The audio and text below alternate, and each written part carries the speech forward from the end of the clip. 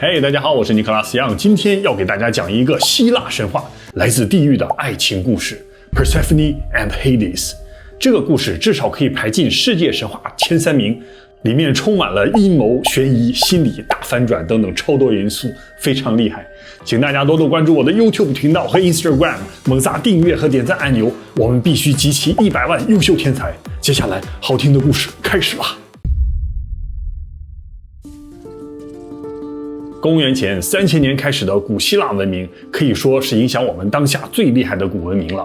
比如奥林匹克运动会、哲学、建筑、艺术、政治等等，就连我们现在说的话都源于古希腊文。比如民主 democracy， 古希腊语念 demokratia， 意思是人民统治。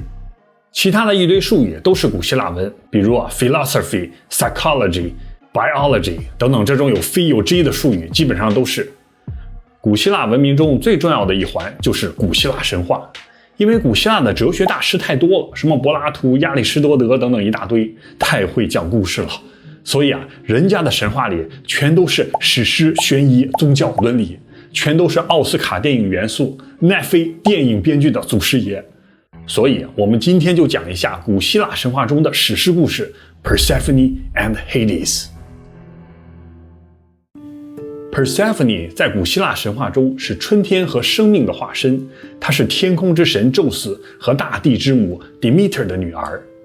Persephone 一开始被称作 Core 少女，她有一种超越凡人理解的美丽，她的眼睛好似清澈泉水般明亮，可以映出她的灵魂 pure and innocent， 纯真无辜。每当她在青草上欢笑奔跑的时候，整个世界在刹那之间仿佛一切烦恼都消失了。这种纯真少女的气场仿佛一座燃烧的灯塔，可以让男人们，尤其是老男人们飞蛾扑火。有一天 Persephone 在奥林匹克山中的树林里欢快地玩耍，但她不知道的是，这时在森林的深处有一双深邃的黑暗之眼在悄悄地观察着她。这双眼睛冷酷到仿佛可以吞噬世间的一切生命，这个人就是地狱之王 Hades。 在希腊神话创世纪里， Hades、宙斯、Poseidon 是3兄弟， Hades 也是长子，宙斯的哥哥。他们的父亲是泰坦巨人 Cronos。Cronos 在梦里遇见未来他看到这3兄弟发动政变，推翻了自己，所以必须先下手为强。结果这3兄弟就一起反抗父亲，大战泰坦 Cronos。最后 Cronos 真的被这3兄弟给反杀了。这又是一个自我实现的预言，你想逃避灾难，却又加速了灾难的到来。Hades、宙斯、Poseidon 胜利之后，3个人就抽签来决定谁来统治世界。结果宙斯抽到了天空和大地，Poseidon 抽到了海洋， Hades 就抽到了地狱，成为了冥界之神。我不下地狱谁下地狱？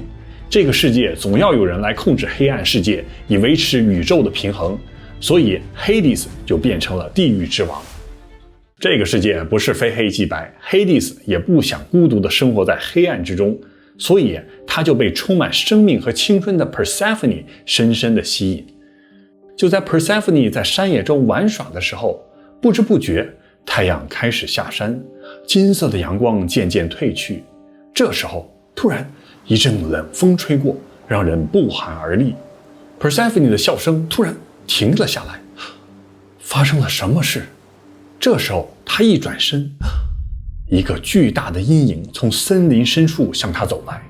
Persephone 这时候有点害怕，他心跳加速，退后了几步。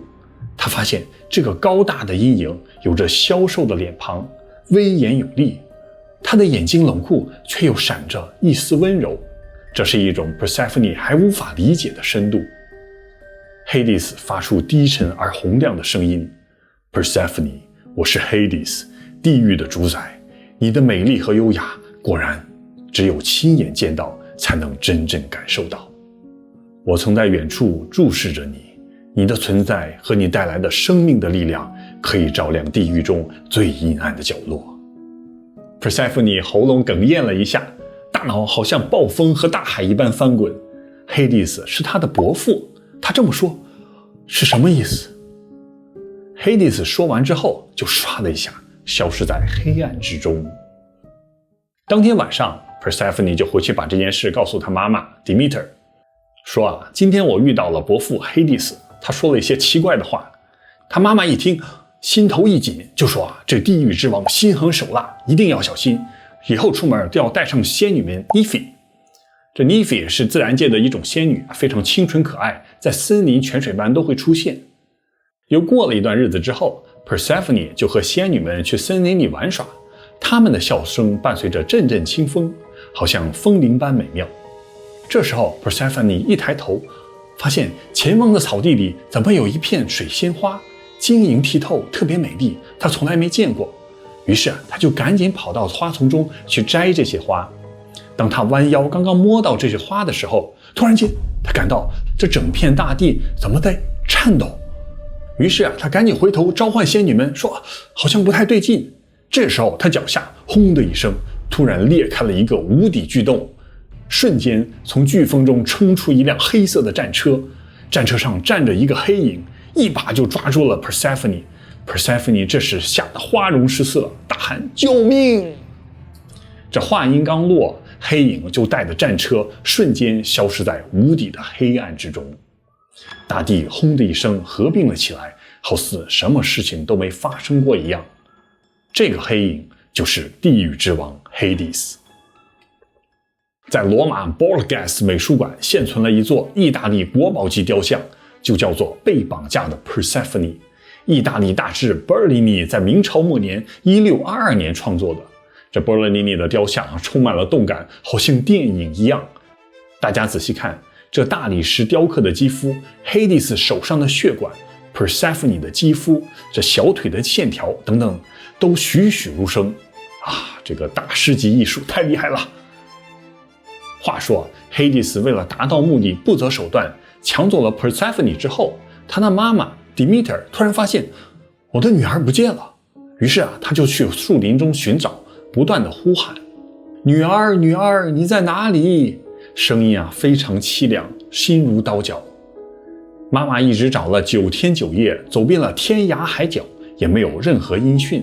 非常奇怪的是，当时到处都是天神地神空气神，妈妈到处去寻找，也没有神知道女儿到底去哪里了。他们是真的不知道，还是不愿意说？就当第10天的时候， Demeter 遇到了太阳神 Helios。 俗话说太阳底下无秘密， Demeter 就问 Helios， 你可以告诉我的女儿去哪里了吗？这 Helios 回答说，我很为你难过，但是你应该知道答案，是冥界之神 Hades 抓走了你的孩子。 Demeter 这么一听，我女儿下地狱了，要在黑暗中度过一辈子了就大声都哭我的孩子你怎么这么命苦啊？这太阳神 Helios 一听就说，你不要哀嚎了，在所有神当中，你能有地狱之神 Hades 做你的女婿，这未必不是一件坏事。这一切的一切，你都回去问问宙斯吧。故事到这里就非常奇怪了，就是所有的人，包括 Demeter 都认为 Hades 是个大坏蛋，他强美女，无恶不作。但是太阳神却认为 Hades 却是一位好丈夫，而且还让 Demeter 去问宙斯。难道宙斯已经知道未来了？在 Hades 遇见 Persephone 的第1天，其实宙斯的目光早已贯穿了诸神的领域，他早就看到黑帝斯的内心的动荡。宙斯眉头紧锁，陷入沉思。就在这时候，呼的一下，一个黑影出现在他面前。 Zeus， 黑帝斯用他深沉的声音说道，我寻求你的忠告，因为我的心早已支离破碎，是命运的女神编织了我无法解开的命运。宙斯回答说，说吧，黑帝斯，是什么事让你的心情如此沉重？黑帝斯沉吟着，慢慢诉说着他对 Persephone 的爱。这种跨越阴阳两界的爱，黑帝斯感到无法控制，无法避免。宙斯就慢慢地听着，因为宙斯要平衡整个世界，从政治的角度来考虑，他要和黑帝斯联手，但是他又自己知道他老婆 Demeter 一定不会同意他自己的女儿嫁到地狱，所以宙斯这时沉默了。他思索了很久，叹了一口气，说道：命运的编织很难解开，人类和神的心也是一样，有时候顺应命运可能是唯一的道路。黑蒂斯一听，向宙斯点了点头，呼的一下就消失在黑暗之中。宙斯独自一人坐在宝座上，心头沉重，因为命运的齿轮已经开始转动。从这里看，黑蒂斯是去寻找他未来的岳父宙斯征求意见，宙斯又怕他老婆不同意，但是他自己又不能明说你去抢我的女儿吧怎么样，所以宙斯就说了一些顺从命运之类的巴拉巴拉的话，既没有反对也没有赞成，这就是政治家的智慧，默许。所以要说地狱之王黑蒂斯是好人还是坏人，这不好说，霸道抢人太暴力，但是他是提前去问宙斯，是取得宙斯的默许的。当 Demeter 从太阳神 Helios 那知道他真相的时候，就赶紧跑回去找宙斯算账，说原来你早就知道了，赶紧让黑蒂斯把人交出来，否则我就让这个世界颗粒无收。但是宙斯也只能摇头叹气，说这门婚姻已经定了，我还能做什么呢？Demeter 一看宙斯老公也没有用，就一气之下离家出走了，离开奥林匹克山。从他离开的第一天开始，天空就乌云密布，河流开始干涸，大地也开始腐烂，随后就是无尽的饥饿与哀嚎。Demeter 要惩罚背叛他的众神。宙斯一看，这来真的了，于是就赶紧派 Hermes 去地狱里寻找黑蒂斯和 Persephone。Hermes 在这一集里讲过，爱马仕穿越阴阳的永生之人，复活的法老，大家有空看一看。地狱之王黑蒂斯见到宙斯的使者 Hermes 一听才知道人间都快毁灭了，怪不得最近的地狱业务还挺忙的心痛他不舍得 Persephone， 但是为了拯救人间，就忍痛让 Persephone 回去。就在他们转身要走的那一刻，黑蒂斯轻轻叫住了他的名字Persephone， 他叹了一口气，充满了悲伤。这时他的手中突然出现了一个散发着红色宝石光芒的石榴，黑蒂斯轻轻地把这颗石榴递给了 Persephone， 作为离别的礼物。就在这一刻， Persephone 慢慢地抬起头，他看到在黑蒂斯冷酷而又威严的目光里充满了无尽的悲伤。Persephone 手捧的石榴慢慢地走着，忽然他想起小时候命运三女神给神孩子们讲的故事，一定不要吃地狱里的任何东西，如果你吃了，那你就永远要留在地狱里了。就在这时， Persephone 的眼角处闪过了一行泪光，她拨开了石榴，吃下了里面宝石般的种子。这个故事就是这么悬疑5000年前的古希腊就开始写斯登哥尔摩综合症了。一个被绑架的少女爱上了绑匪， Persephone 一边流泪一边吃下了6颗种子。这时候命运三女神就突然出现了，说这是你的选择，也是命运的安排，从现在起你永远都要留在冥界了。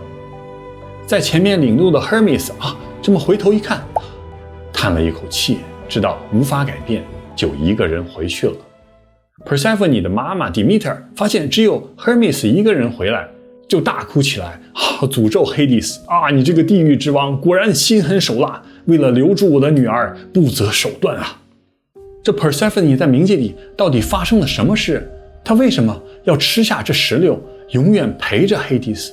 她不要回家陪她的爸爸妈妈吗？ Persephone 这个纯情少女不简单。Persephone 刚被带到地狱里的时候的确非常害怕，但是经过一段时间的接触之后，他发现 Hades 却没有人们传说中那么可怕。他作为冥界之王，负责对死去的灵魂审判，非常公正。他发现地狱之王 Hades 是必须存在的，他掌管冥界就是为了维持整个宇宙的平衡。他派他的地狱犬守住地狱之门，防止鬼魂进入人间破坏世界。而且冥界并不都是黑暗和痛苦的，还有一块地方就好像天堂一般，伟大的英雄和艺人在死去之后就统一住在那里，享受阳光、音乐和美食。Persephone 还发现，这 Hades 虽然样子是冷酷一些，还有点霸道，但是内心还是一个好男人的。这小女生就慢慢爱上了霸道总裁。Hades 也非常专一，他不像宙斯一样到处沾花惹草。这专一的男神在希腊神话中是非常非常罕见的。关键是，就在 Persephone 要离开冥界的时候， Hades 给了 Persephone 一颗石榴，说道：去吧 Persephone， 去你母亲那里吧，请在心里对我抱有善意，不要伤心。我在不死的众神里，我一定会是你合适的丈夫。我是你父亲宙斯的兄弟，你在这里的时候，你将统治这里的一切，并在不死众神中拥有一切的权利，因为我爱你。霸道总裁爱上了我，所以Persephone 才会自己决定吃下那地狱里的石榴。不过在这之后，他有机会在冥界的入口见到他妈妈的时候，他妈妈 Demeter 一看好像有点不太对劲，就问Persephone， 你是不是吃了地狱里的东西？ Persephone 就说，这是 Hades 逼我吃的。心机女啊！希腊神话就告诉我们一个道理，越是好看的女人越会骗人。后来 Hades 就和宙斯达成了协议， Persephone 一年内有9个月可以回到人间，剩下3个月就留在冥界陪哈迪斯一起。这3个月就是冬天的季节， Persephone 也就从此成为了传说中称霸一方的冥界女王。其实这个故事在一开始就预言了 Persephone 的命运，因为 Persephone 这个名字在古希腊语中的意思并不是生命，而是毁灭。这个故事在全世界的影响力非常大，很多电影、小说、音乐都借鉴了这个套路，比如《美女与野兽》、《暮光之城》、《吸血鬼日记》，还有韩剧中的什么霸道总裁爱上我系列等等，非常有意思。世界各国的女生都非常喜欢 Persephone， 说这是无辜少女到知性女人的成长故事，一个懵懂的无知少女成长到掌握生死大权的冥界女王，也是一个女性自我发现的故事。她在地狱中逐渐适应新的环境，最终找到自己的力量和身份，而且还勇于对抗权威。凭什么父亲宙斯可以安排我的婚姻？都生米煮成熟饭了，凭什么还要让我跟着妈妈回去？有一种好是妈妈觉得好，而我自己要掌握自己的命运，我觉得好才是真正的好。我就是要吃那颗红石榴就是这么一种自由的感觉。还有 Hades 冥界之王，虽然本性是正直的，但是也会游走于灰色地带，做出一些霸道总裁的事。好多男生其实都会问我，尼可拉斯杨看起来并不帅，为什么还有很多女粉丝说很喜欢你？其实我懂你，这些男生的意思是，为什么很多男生看起来这么优秀，好比我对女生都这么好，可是为什么这些女人还要给我好人卡？要回答这个问题，就要好好学习 Hades。不是说要当地狱之王、当总裁还要绑架女生不是这样的。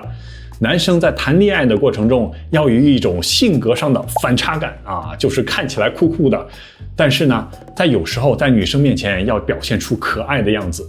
这可爱并不是帅，就是要有那种反差的萌萌感。看起来坚强酷酷的男生，但是有时候可以展现出一些可爱傻傻的一面，非常重要。就像这个故事里一样，男生的性格要有悬疑，要有转折，要有起伏，不能天天和吉娃娃一样跟着女生，对她百依百顺。一开始女生觉得这个男生还挺好，但是时间久了她就觉得特别烦。女生要的是狮子要的是那种征服和被征服的感觉。所以就像 Hades， 他们自己有自己的人生目标，有自己的事业，有自己的喜怒哀乐。他们可以去伤害整个世界，但是他们也有自己的脆弱。女生也想有依靠，也想有征服这种男人的感觉，就像 Persephone 征服地狱之王的那种成就感。